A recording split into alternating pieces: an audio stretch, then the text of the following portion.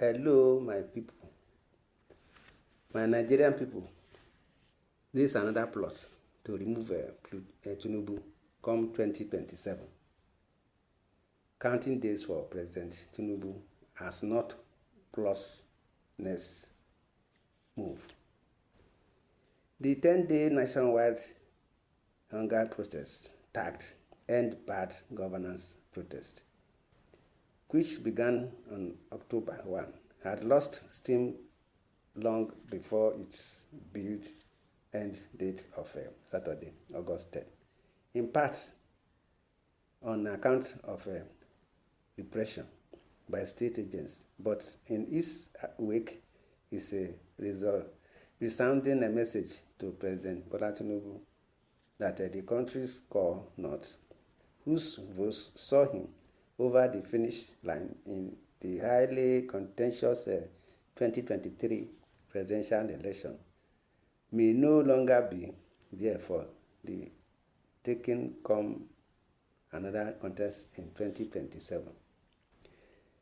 Riotous scenes in Kaduna, Kano, Jigawa, Zamfara, Nasarawa, and elsewhere in the north, which characterized the protest in the region, led the reported buying of not less than 17 individuals, including Ismail Mohammed, 18, who was shot at point blank range by another soldier in Zaria. A bride-to-be, Father Unsi Mohammed, died by a stray bullet in Rijaya, Lemon, Kano, among many others, as security agents sought to quell the protest. Attempts by Bayo Onanuga, special advisor to the president on media and strategy, to pin the protest on Obi Peter, the presidential candidate of the Labour Party in the last election. His supporters across Nigeria and indeed Igbo people in general failed to materialize as the Southeast firmly boycotted the protest, while thousands fueled by anger over unpalatable economic realities in the country stormed northern capitals to more or less pass a vote of no confidence on Tinubu. Many raised Russian flags, calling for Russian President Vladimir Putin interventions in Nigeria, even as some expressly called for military takeover of the country. Russia is communist, while the West is capitalist. They, the West, are actually exploiting our resources. Our leaders have been their puppet, and we can't take it anymore, declared Aliyu Abdullahi, one of the protesters waving Russia's flags in Kaduna. Another protester, Lawal Saleh, shared similar opinion. People are dying because of hunger. Let the president restore fuel subsidy, he said. We are looking for help from Russia. The federal government has since arrested over 90 persons across the region in connection with the Russian flags, which the Chief of Defense Staff, General Christopher Musa, had branded a treasonable act, while over 800 have been arrested in connection with the protest. First spokesperson, Olumuyiwa Adejobi, who announced the arrest last week, said the operatives of the force were working relentlessly to arrest those who sponsored the mass production of the flags. Also in the custody of the Department of State Services are 7 Polish nationals who were arrested in connection with the violent protests in Kano. The spokesperson of the DSS, Peter Afunanya, revealed on Wednesday that the Minister of Foreign Affairs, Yusuf Tuga, held a meeting with members of the Democratic Corps that the 7 individuals were being grilled by the service. Poland has, however, said those arrested were only taking pictures and had nothing to do with the protest. The use of Russian flags by the protesters and the violent turn of the protest in northern states had led to various speculations about the motive. Speaking on Channels TV on Tuesday, Sani, former Kaduna Central Senator, alleged that they were part of a plot by certain interest groups to overthrow the government of Bola Tinubu. Sani, a known political adversary of Nasser El-Rufai, the immediate past governor of Kaduna State, noted that although the intention of the protest was genuine, the idea was hijacked in the north by elements seeking to change the script.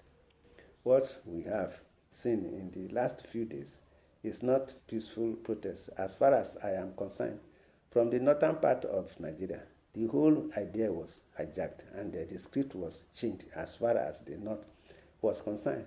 Those who called for the protest may have come from Lagos or anywhere, but there were no visible leadership as far as Kano, Kaduna, Jigawa, and all these states witnessed violence in the north are concerned. Sani said, "It is a fact that even protests have rules, and the first rule is that there should be a reason for the people to protest.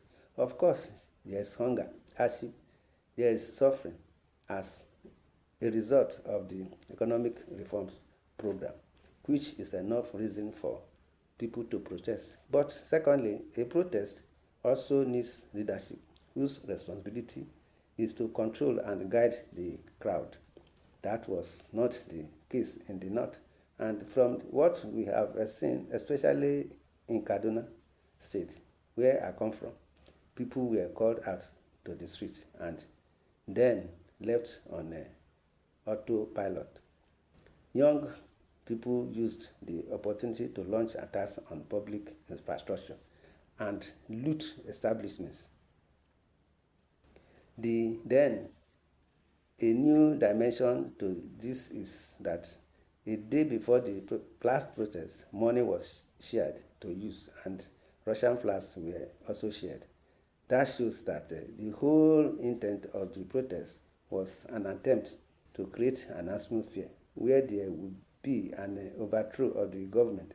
And when you have this situation, you will see that there is something written, there is someone writing a script for anarchy. Sani's remarks is not, however, supported by concrete evidence, and the findings by business hallmark interacting with individuals in the north indicate that the protesters drew inspiration from recent military coups in neighboring Niger Republic, as well as Mali and Burkina Faso, where the junta that took power sought alliance with Russia while severing a relationship with the West. This situation mirrored what happened in Mali, Niger, and elsewhere, where military coups eventually toppled democratically elected governments.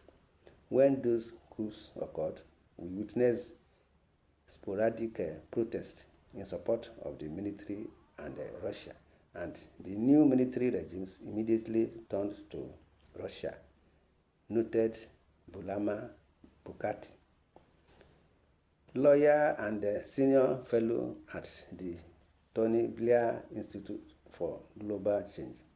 He warned, however, that military governments are dictatorial, ineffective, and often brutal. I sincerely hope Nigeria does not follow this path. However, the rampant corruption, inefficiency, and the lack of empathy among our politicians are undermining democracy and fueling calls for a military takeover. The sooner politicians get their act together and prove their ability to govern effectively, the better it will be for everyone. My people, what do you see to this? What is your opinion? In the comment section, comment and subscribe, share, love, and like. Thanks and God bless. Amen.